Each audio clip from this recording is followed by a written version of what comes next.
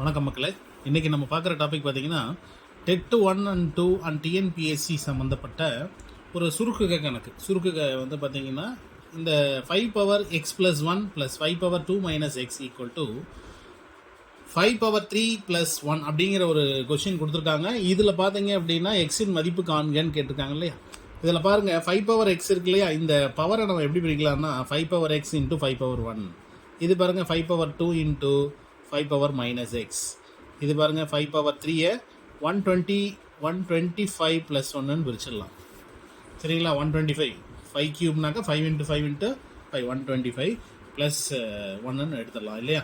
இப்போ இதில் நீங்கள் என்ன பண்ண போகிறீங்க அப்படின்னாக்கா இந்த 5^x மட்டும் ஒய்ன்னு எடுத்துக்கங்க. 5^x மட்டும் ஒய்ன்னு மதிப்பிட்டிங்கன்னா என்ன கிடைக்குது அப்படின்னு பாருங்கள். 5y 5². இது பார்த்தீங்கன்னா மைனஸில் இருக்கிற 1/yன்னு எடுத்துக்கங்க. மைனஸில் இருக்கிறதுனால அது 1/yன்னு எடுத்துக்கணும். ப்ளஸில் இருந்தால் தான் ஒய், மைனஸில் இருந்தால் 1/y. அது பாருங்கள் 126.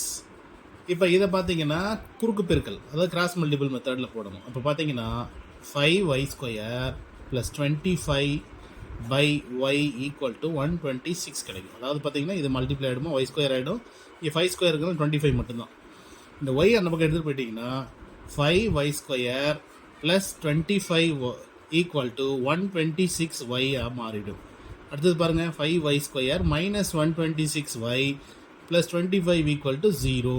அதாவது இங்கே மைனஸ் ப்ளஸ்ஸாக இருக்கிறது உள்ள மைனஸ். இது ஒரு குவாட்ராட்டிக் ஃபார்மாக மாறிடுச்சு. ஸோ இந்த குவாட்ராட்டிக் ஃபார்மை பொறுத்த வரைக்கும் பார்த்தீங்க அப்படின்னா இப்போ நமக்கு என்ன கிடைக்கும் அப்படின்னு பாருங்கள். இது ஃபேக்டரைஸ் பண்ணணும் இல்லையா. பாருங்கள் இது ரெண்டையும் நான் மல்டிப்ளை பண்ணுறேன். எப்பயுமே இந்த y² y அப்படிங்கிற இந்த கோஎஃபிஷியன்ட் இருக்கும்போது பாருங்கள் y²க்கு கோஎஃபிஷியன்ட் 5 இருந்தால் அந்த கான்ஸ்டன்ட் மல்டிப்ளை பண்ணால் 125 கிடைக்கும். இது பாருங்கள் 1 × 125 125 ஆட் பண்ணால் 126. ரெண்டுக்கு மைனஸ் போட்டிங்கன்னா இது பாருங்கள் 5y² - y - 125y + 25 = 0ன்னு இப்படி பிரிச்சிடலாம். புரியுதா உங்களுக்கு? 126 எல்லாம் பிரிச்சிருக்கேன். -1 × -125 இதில் பிரிச்சிருக்கேன் பாருங்கள். y பிரிச்சிட்டிங்கன்னா 5y - 1. இதில் ரெண்டுலேயும் பாருங்கள் -25 பிரிச்சிட்டிங்கனாக்கா 5y - 1 = 0 மாதிரி. இப்போ சேமாக இருக்கிற இந்த ஃபேக்டரை வெளியே எடுத்துருங்க. சரிங்களா. சேமாக இருக்கிற இந்த ஃபேக்டரை வெளியே எடுத்துட்டிங்கனாக்கா பாருங்கள் அப்போ எப்படி உங்களுக்கு கிடச்சிருக்கும். அது இங்கே பாருங்கள். அப்போ 5y - 1 வெளியே எடுக்கும்போது y - 25 = 0 மாறிடும். இப்போ தனித்தனியாக போட்டிங்கனாக்கா 5y - 1 = 0. இன்னொன்று வந்து y - 25 = 0. இப்போ 5y உடைய வேல்யூ வந்து 1, y-யோட வேல்யூ 1/5 மாறிடும். இது y-யோட வேல்யூ 25 மாறிடும். இப்போ நம்ம y தான் கண்டுபிடிச்சிருக்கோம். நம்ம என்ன கண்டுபிடிக்க வேண்டியிருக்கு, அந்த y-க்கு ரீப்ளேஸ் பண்ணிட்டு பாருங்கள். 5^x = 1/5. அப்போ 5^x = உங்களுக்கு இந்த இடத்துல என்ன கிடைக்குதுன்னு பாருங்கள். 5^x 5^-1 x-ஓட வேல்யூ -1 மாறிடும்.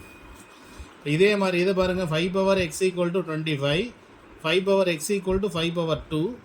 அப்போ எக்ஸோட மதிப்பு பார்த்தீங்கன்னா 2 கிடச்சிடும். ஸோ இதுக்கு 2 ஆன்சர் கிடைக்கும். பாசிட்டிவ் மதிப்பு கேட்டாங்கன்னா 2, நெகட்டிவ் கேட்டாங்கன்னா -1. ஸோ இதுதான் இந்த கொஸ்டினுடைய ஆன்சர்.